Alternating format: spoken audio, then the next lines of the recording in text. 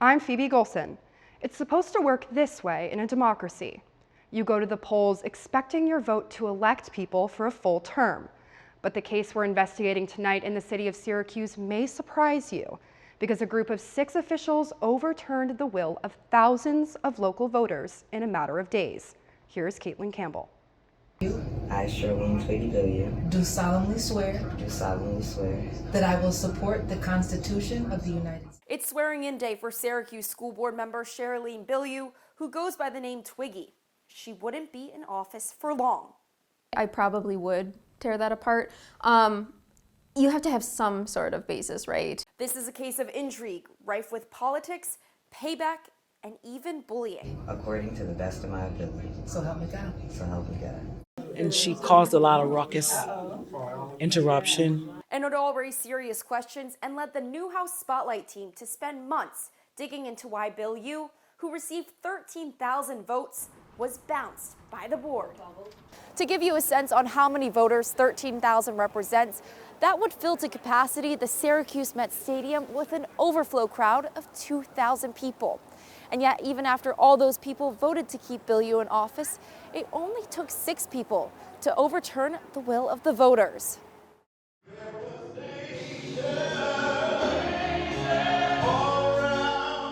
It's Sunday at Tucker Missionary Baptist Church in Syracuse's South Side. The pews are packed and the choir has the church buzzing with energy and Sunday joy.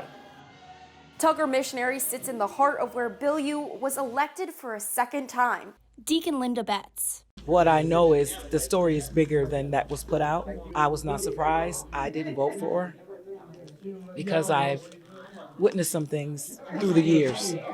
Her behavior, rude behavior, degrading. Buffalo education attorney Amanda Smith says the bar is supposed to be very high to remove officials such as Bilyeu. They have to be usually issued like written charges. They have to have an explanation on why they're being removed. But it's proposed to be removed.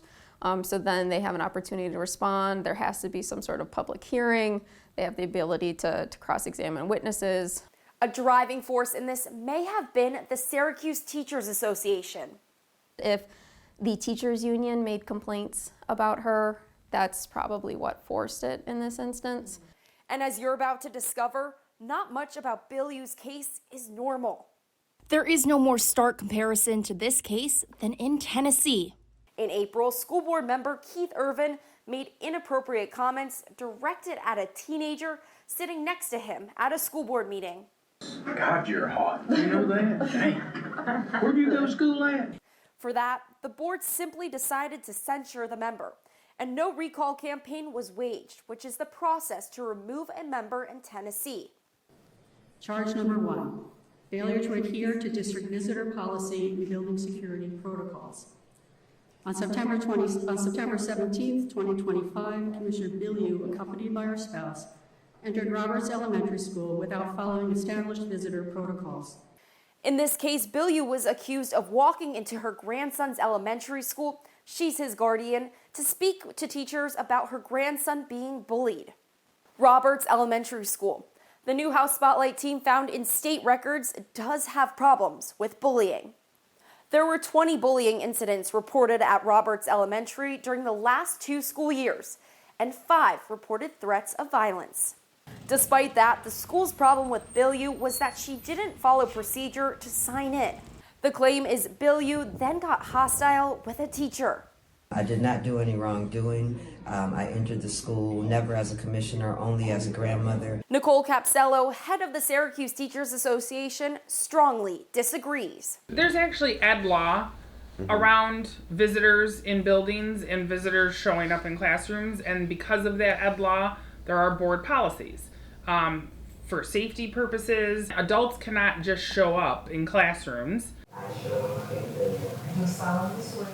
Is it that Bilyeu simply isn't well liked by her board colleagues because they believe she can be testy and rude, as we've heard repeatedly during the course of this investigation, and even our producers found out. Yet being disagreeable is not grounds to be removed from office, which is why you may be interested in what a Spotlight team researcher found that separates this case from almost all the others. And the thing about the Twiggy Bilyeu case is that it didn't seem like a huge violation in comparison to some of the other like big cases. Ben Butler, a researcher for the Newhouse Spotlight team, had one job: dig into decades of cases where allegations were made against school board members in the United States. He built a database and ID'd 64 important cases from 1992 to present. A Charleston County School Board member facing calls to step down from his role. Take this case in Charleston County, South Carolina. A board member allegedly said at a Moms for Liberty event that he'd show up at a transgender teacher's house with a gun. Outrage in the Ole Valley School District after the school... That case was in Ole Valley, Pennsylvania in 2024 when a board member displayed a highly offensive Nazi slogan and a swastika in faded paint on her garage that's next to a district high school. Again, the member was censured. The most interesting thing is that a lot of the cases that were just censures, or where the censure was overturned or where the board member wasn't removed, there were a lot of cases that were like very egregious. Bill Yu, in a chat with local content creator George Kilpatrick, says she was never given a fair shot, but kept her cards close. I believe it was predetermined. There's been a lot of things that I've went through since being on the board that aren't public, so I wouldn't say a shock. The hours-long board hearing held to remove Bill Yu seems strange for a number of reasons. Only one board member spoke. None of them asked a question. 3 lawyers for the school district ran the meeting. The Spotlight team reviewed hours of video from that hearing. An obvious contention: did the school district's attorney immediately retain CCTV video from Roberts Elementary the day of the alleged incident? Did she review the cameras at the school? It's my understanding the footage did not exist at that point. The cameras don't work? No, the footage isn't retained for longer than a certain specific number of days. The district's own lawyer also conceded she never asked for the school's sign-in logs that day. To boot, the school district released to us a drastically redacted copy of their own investigation.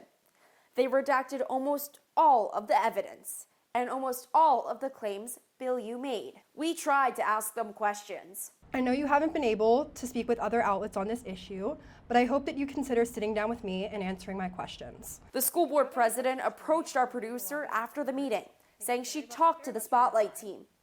After 12 emails and phone calls, she never did.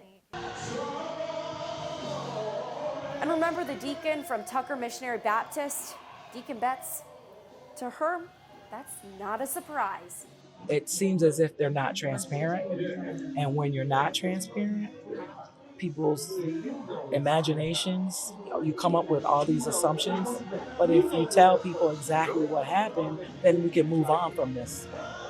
But as long as it's a secret, we can't.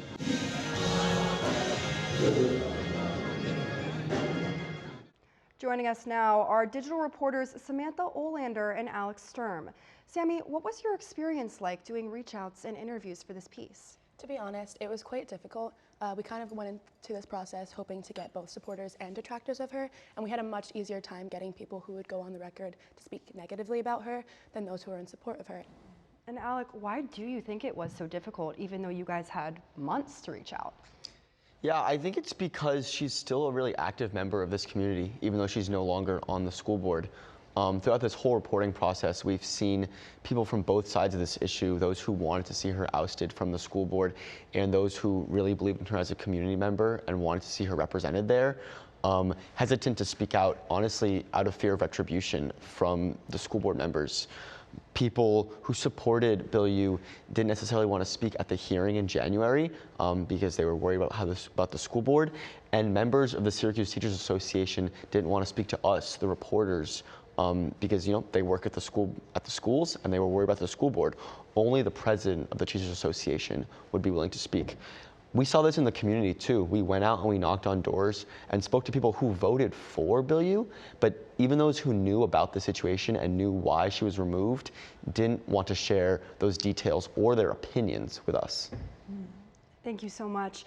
Sammy and Alec, you can see their work below the video box.